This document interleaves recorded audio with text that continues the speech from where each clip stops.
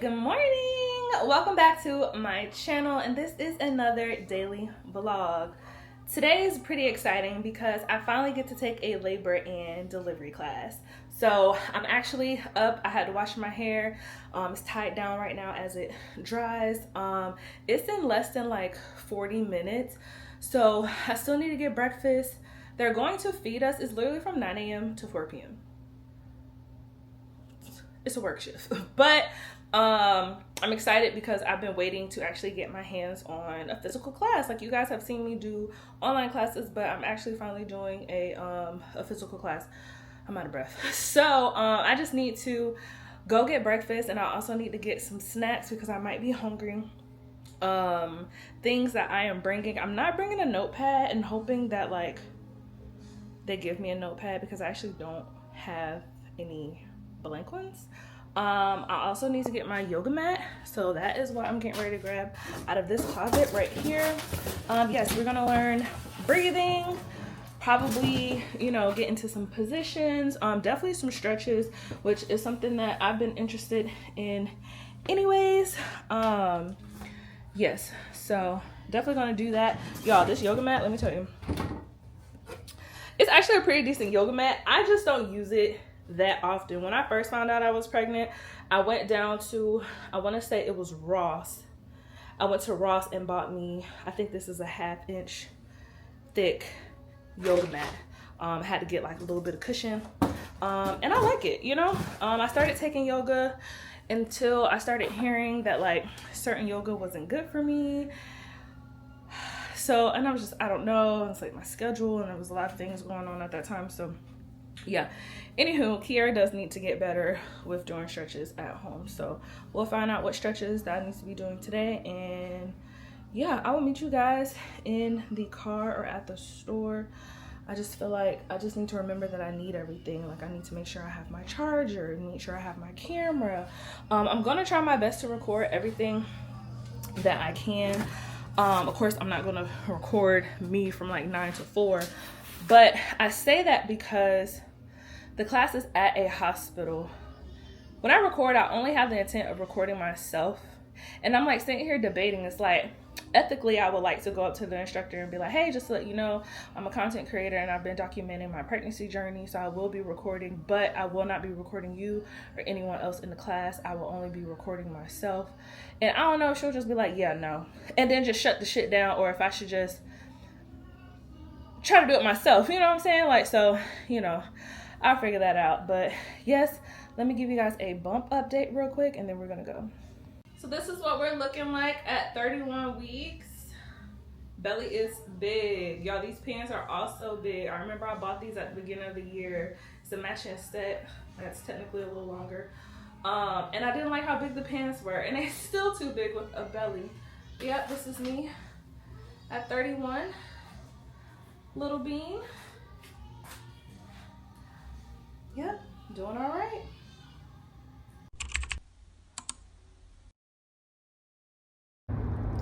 All right, y'all, so we are in the car. We have stopped by the grocery store. I grabbed me some chocolate protein shakes, a Starbucks coffee because I was definitely feeling, you know, like iced latte-ish today. What else did I get? I already have some Chex Mix. I got some lemon cookies and a banana. So I'm only about 4 more minutes away from the hospital. The thing is, I wanted to be a little bit earlier. I wanted to leave at 8, but that just wasn't the thing. I started slowing down. But thoughts. I wanted to leave a little bit earlier because I'm gonna have to park in a particular garage. And I just feel like it might take me a minute to like find that, get out, find the class, and all that good stuff, because they're probably going to start at 9 a.m. sharp. But I'm hoping that they give us like a little bit of grace period or whatnot to really get our things going. All right, so I made it. It is 8:53. Class starts at 9 o'clock. So I do see a couple other mommies coming in, so I'm just kind of follow them. I'm actually really excited. Baby Bean is coming, y'all. Normal swelling versus preeclampsia swelling, especially towards the end of your pregnancy. Your feet get swollen and all of those things. But if you start noticing up with swelling, that's something that we need to kind of keep a track on. If you have that swelling on your hands and face, that's definitely something that we want to be more aware of and let your healthcare provider know if you're noticing those things, okay? And then the release of that mucus plug. The mucus plug is, and it shows it in the video, but it is like kind of like a little plug that is in your cervix, and as that kind of starts opening up, that mucus plug may come out. Sometimes it comes out a couple days before, sometimes it comes out the day of, sometimes it comes out during labor, you just never know. You start nesting, you may lose weight, 1 to 3 pounds, you may have increased backache, or you may have some diarrhea, and that's due to hormones getting your body ready for that labor, right? So if you are experiencing any of these things, doesn't mean that you need to rush to the hospital. It just means that you just need to be more aware that you may be going into labor, okay? The most common side effects of epidural anesthesia include shivering, fever, itching, and nausea. The only other consideration is we want to make sure your contractions are regular and your cervix is beginning to open or to dilate. Once you are fully dilated, it's best to hold off on pushing until your healthcare provider can feel your baby's head in the birth canal.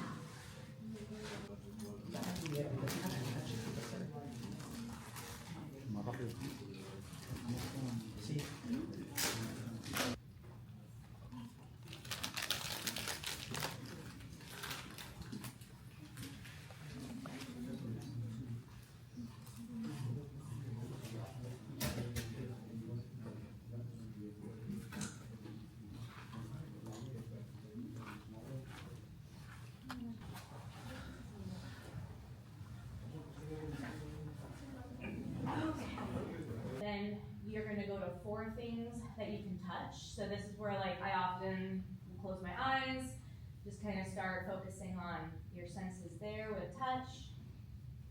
3 things you can hear. 2 things you can smell. And 1 thing you can taste. And you can take your time with that, as much time as you need or want to with that.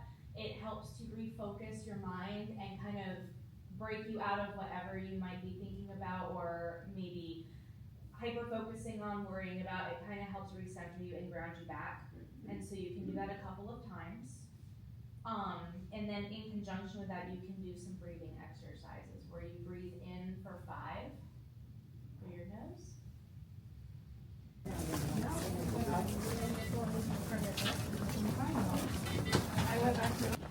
I thought that was the person. So, we have some pretty spacious labor and delivery suites here. This is where you will stay, you will labor here. Your nurses and everybody will come in and out. They chart in the room for you. So everything that goes on, like you can ask them, you can see it. You have a pretty nice view. You can stay as long as you need. I want to say there may be rules for kids spending the night, like if you have other children, is that they best practice is they don't spend the night just for safety reasons for them and others. But this is it. You get the nice big spacious room, enough space to bring in doctors and nurses and baby catchers and everything else that can be going on. These beds are, are these like modular beds, so they can move, they can come out, they can adjust. They've got the bar on it, so if you wanted to labor on your hands and knees, kneeling up, and they also have it where you can prop your feet up, like stirrups essentially. But especially if you have an epidural, they can position you on it, and it's not as much of a challenge. Every room does have a phone, and every room should have one of these, which shows you all of the physician residents we have, their name and face, because maybe you'll see one when you come in and another one is at your delivery, and so then you kind of have an idea of who's who. And it looks like there are mini fridges. Yeah, they do have a triage area, but a lot of times it's closed, depending on staffing, depending on how many patients there are. If triage is closed, there's a direction to show you where to go. And usually you just come here, come to that door, press the button just like I did, and they'll let you in, they'll direct you. Triage is undergoing some work, so it's probably what they'll be doing for a while. We will go over and see the mom baby side. So once you deliver and you're stable and you're ready, you'll be transported.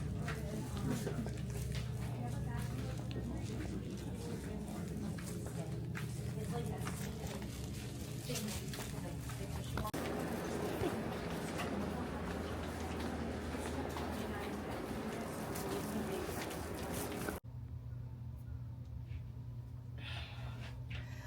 Okay, y'all, we are back home.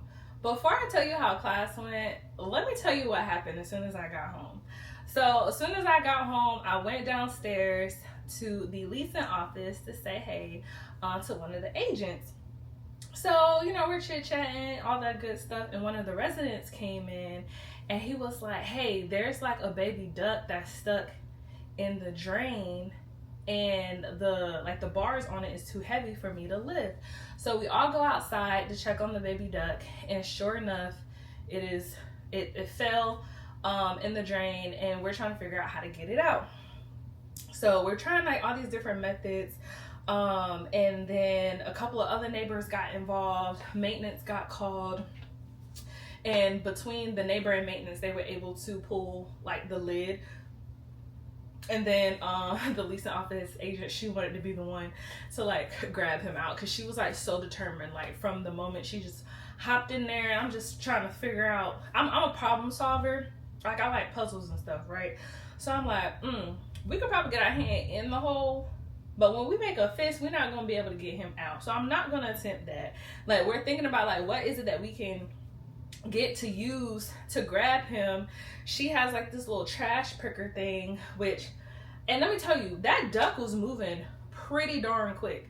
Like he was pretty speedy, which none of us was really expecting. So it's like he's going from one end to the other end and nobody can catch him. But eventually we got him out.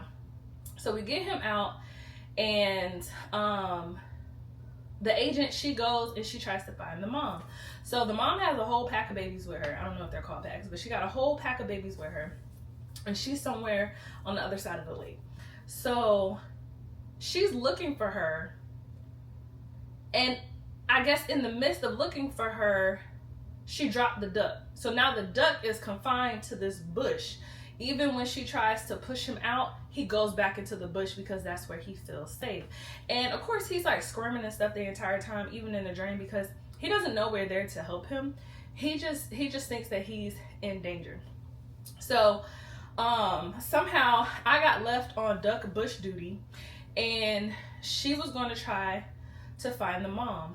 Before I knew it, y'all, that duck flew his ass, not literally flew, but he ran from that one bush at this one building all the way across to the opposite side of my building, halfway down into some other bushes. It happened so fast. I'm like, Sarah, he ran over here. So now I'm just like, damn, but it wasn't so much foliage. So if we really wanted to, we could actually walk into the bushes or behind it. And I'm like, okay, so how are we gonna grab him? I was like, oh, I have a bucket. So by the time I got upstairs to grab my bucket and come back, there were like, there's a cat. There's like a couple stray cats out here. There's a cat that's now trying to get the duck. I said, shit just got worse. Like, I was just like, oh my gosh. So now it's like the duck is running around. The cat wants to get the duck. And it's like, we have to separate them, also protect the duck. Like it was multiple things going on. Now, mind you, back up, when the duck was in the bush, the mama actually wasn't too far away. It was probably like a couple apartment units away. And the duck he was screaming, but I guess she didn't hear him. Now, at one point, she did look in my direction, but I don't think she thought much of anything of it. But by the time he ran to the other building and I came back down with the bucket, she was making her way around the corner, and they reunited together, and it was so super cute. So super cute. So yeah, that was the excitement that I just experienced. So if, you know, being in a class all day and doing a walking tour and, you know, trying to find this duck's family and get him out the drain, child. Whew. But let me tell you about the class. So the class was really good. It was my first in-person class. So I've been doing a lot of online classes, which have kind of been okay. I'm not going to lie. Like, my attention span be low, or you can't really actually raise your hand and ask a question in the moment, blah, blah, blah. So it was actually cool to actually sit in on the class. So we got there. They had breakfast for us, granola, yogurt, some muffins, you know, whatever the case may be. Which was cool because I didn't know that they were going to have all of that. Orange juice. Love me some orange juice. We sat down. There were packets for us. As you saw, I was able to catch some footage. A lot of the time that I was there, it was really just sitting down, listening to them go through the presentation slides. And then there was also videos that was accompanied by each topic that we were talking about. And it actually went pretty in depth. So they pretty much talked about everything from like beginning to end. So they talked about preterm labor. They talked about what early labor looks like, what active labor looks like, and then what transition looks like. Transition is like the 8 to 10 centimeter 30-minute to 2-hour portion of your labor before you actually deliver your baby. So I thought it was cool that they broke that down, so we'll be able to kind of like identify where we are when the time comes. We might not be able to know like the exact transition from like early labor to active labor and then active labor to transition, but we should be able to have an idea based off of how often the contractions are, how strong the contractions are. I like how she did a demonstration of when we have contractions, what it looks like on the uterus. And when you have contractions, it's squeezing the uterus and helping the baby push down.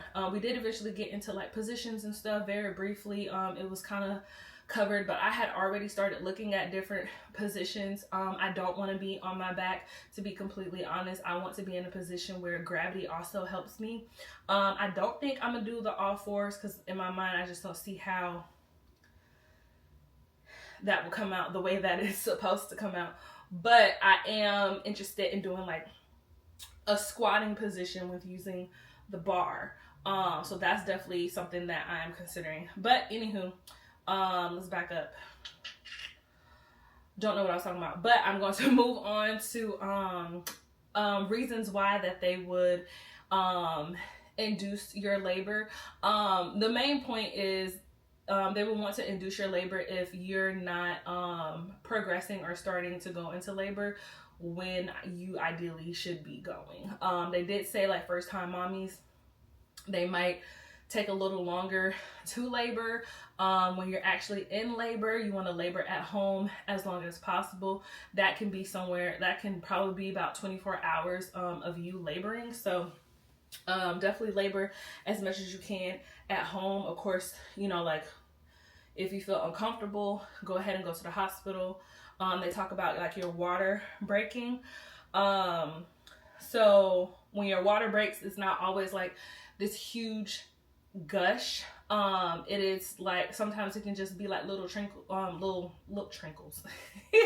You can like be dripping or like leaking a little bit, and your water can even break like, so I want to say full term is like 37. I think they consider full term like 37, 38 weeks. So technically your water can break before then, but you're actually not in labor. Like you don't start contracting. I watch a lot of TikTok videos of people documenting their labor experience, and they say the same thing. It's like some people like their water break and they don't contract. Some people are actually contracting but they don't feel it. So there's that. Going back to the contractions and the uterus, I feel like I feel real smart right now. I've really been paying attention. I really want to know. I am the want to know mom. I want to know what to expect. What are my options? what is it that I'm going through. Like, I don't want nobody to play me. I want to be very much so informed.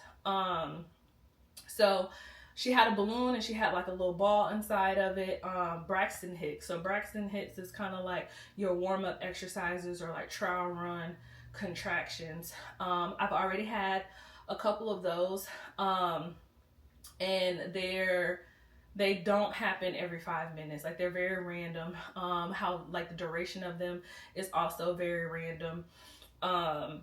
And when you have a Braxton Hicks, it doesn't affect your cervix, but when you're having a contraction, it does affect your cervix. So you have like dilation to consider, and then you also have effacing to consider.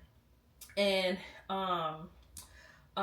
your cervix is described to us as long and thick, pretty much. And the more you dilate, the thinner it gets, until it's pretty much so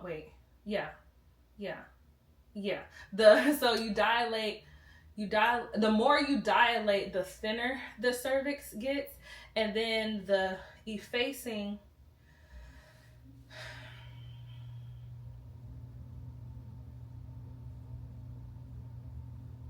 I'm gonna have to brush up on that. But I know that you have to be 100% effaced and 10 centimeters dilated before you're actually ready to start pushing. When they went over inductions, they went over different ways that they do inductions. And one of the cool things that I liked about the class was they would actually have the tools there that they would use to do these certain things.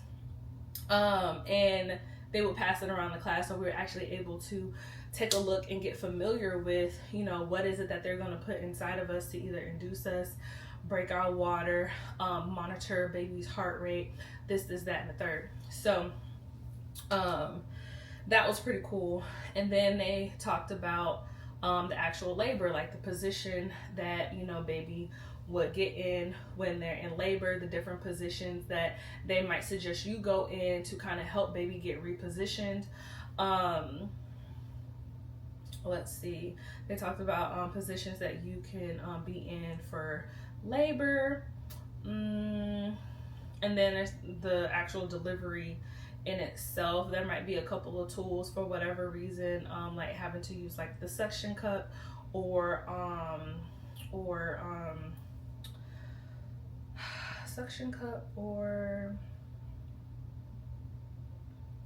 I'm sorry y'all, it's like a little bit of like mom brain too, but they were basically like, if mom is tired or baby's not really like baby's out but it's not really like coming out type situation, they will use these various tools to actually kind of help guide the baby out if needed. One of them was the suction cup, and it was pretty much explained like for a while you're pushing, until you get to a certain point of the baby's head, it's pretty much going to be going in and out. So you're pushing, the head is going to come out, but then like once you're done pushing, it's going to slide back in a little bit, until you reach like a certain point where it's kind of like out, that finish line. And then after that, because like the head comes out, then the shoulder, and then the rest of the baby just pretty much kind of like comes out. But if you're having an issue with getting that head out while you're pushing to finally cross that line, they will have like this suction cup that they'll have on the baby's head and pull out. Me personally, I'm not going to be down for any additional tools that's not necessary. I'm also not down for any medications. So I will try to go natural. I do understand that when you have a birthing plan, it's not going to always go the way that you want it to. There's a chance that you are just gonna have to switch up and do something different. Anything can happen. So my backup is then epidural for whatever reason. I am not a fan of doing any medications that will have to be injected through my IV, because baby gets it. Baby gets sleepy, baby gets drowny. It could lower his heart rate. This is that and the third. And I would just hate to do anything almost like selfishly that will affect him and then maybe end up resulting in having like an emergency C-section or something. Like, I just really want to trust my body in doing what it is that it needs to do.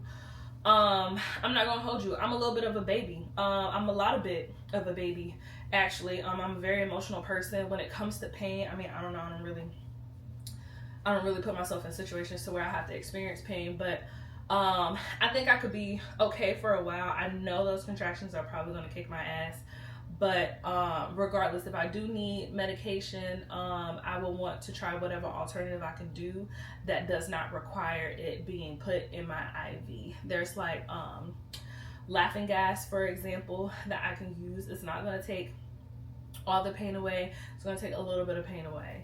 I found it funny because everybody always swears by epidural, and I've always been hesitant by it because I've always heard, you know, like these different side effects and stuff. I don't like the idea that I won't be able to get up and move around. You know, there's shakes that come with it, and, you know, just lower back pain that persists even after having a baby. I just want to walk out as normal as I came in. And so when she showed the benefits and the risks, I mean, shit, there was only like 3 basic benefits, and then there was like a list of 8 different risks, and I was like, oh yeah, that didn't convince me at all. So after they talked about delivery, usually that you are in a labor and delivery room, then once you're done, then you get moved over to a room where you and baby just kind of get acquainted. Between the either rooms, they're going to do screenings. They're going to take blood samples from baby. They're going to do footprints. They're going to do a hearing test. And they're also, I forget what the other test was, but they do various screenings just to make sure baby is okay. Of course, they do like all of like the suctioning of removing like liquid and all that good stuff. They did go over C-sections. They went over the different types of C-sections because there's an emergency C-section and there's like a regular C-section. And then the reasons behind doing those. And then they covered postpartum. So pretty much covering like, you know, postpartum depression. What are the different signs to look for? Not only that, what are the signs to look for potentially for like preeclampsia? That not only can happen like during your pregnancy, but it can also happen, you know, while you're recovering postpartum within like those first 6 weeks and stuff. So a lot of good information, really a lot of good information. I really did appreciate it. They did feed us lunch. We were able to get on our yoga mats and do a couple of positions just to kind of like get an idea. She had us do like a little bit of breathing. That's another thing. If you want to bring your own lighting, bring in your own music, bring, you know, I don't know, just bring something that pretty much gives you peace and comfort, to be as relaxed or as focused as you need to be able to deliver your baby. They fully, completely encourage that. Once the class was over, we actually went and did a tour. It was fairly quick, but it was kind of cool. That's not going to be the hospital that I will actually be delivering at, but it was nice to be in a room or a space that would be similar to what I will be at. I do plan on scheduling a tour. I just haven't gotten around to doing that yet. That'll probably be a like September situation. But nonetheless, we were able to check out the room. The room was actually fairly spacious. You see where like baby goes, you know, right after delivery, and they do like their exams and stuff, so baby doesn't have to leave. That particular hospital, they have a nursery, but it's not like the traditional nursery where they just have all the babies like lined up for you to look through a window. They're actually going to be in the room with you, which is really cool. They talked about how they encourage you to like walk around, not really exercise, but just try to get some movement going, not only like while you're in labor, but like after labor too. They really want to try to keep watch and make sure that, you know, like you're doing fine, baby's doing fine, and that you're actually able to be mobile. So yeah, today class was really, really great. I do need to be more active. I need to take the initiative to start being more active, even if it's just stretches, you know, daily at the house, to try to, like, you know, open some things up, and also like practicing my breathing, different stuff like that. But yeah, that was pretty much the class. We did a tour, and then I came home and saved a baby duck. So I'm not like too tired. I just want to rest. I just feel like I've just been out all day because my feet hurt a little bit.